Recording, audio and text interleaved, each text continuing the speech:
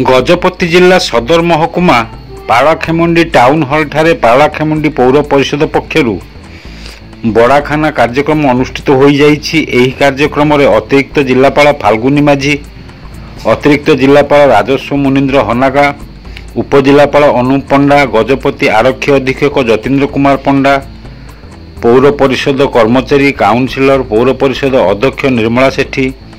पौर परिषद कार्यनिर्वाही अधिकारी लक्ष्मण मुर्मू प्रमुख उपस्थित थिले।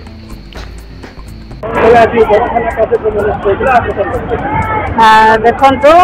आमर बड़ाखाना कर मुख्य उद्देश्य है कि आमर प्रत्येक 2 मास एक्चुअली आमर जहाँ कि सफाई कर्मचारी, स्वच्छ कर्मचारी समस्त एटा गोटे माने भेदभाव नथिबा गोटे भोजी टाइप जहाँ कि ये कौन प्रकार सफात न थाए, भेदभाव न थाए, जहाँ कि बड़ ऑफिसर्स कहते, काउंसिल कहते, ऑफिस स्टाफ कहते कि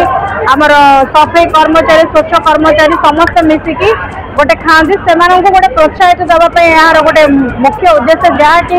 से सहर जो मुख्य मेरुदंड कहले अत्युक्ति मैंने जहाँ कि परिमल व्यवस्था तांके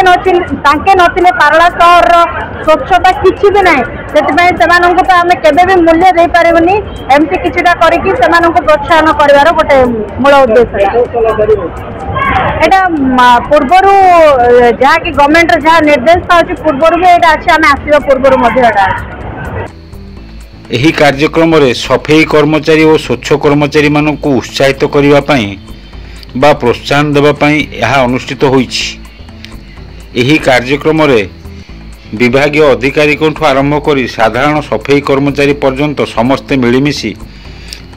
गोटे जगार खाइबा सह यह सेमानंकु उत्साहित करिछि। गजपति विवेकानंद बेहेरा रिपोर्ट, खोला खबर टीवी।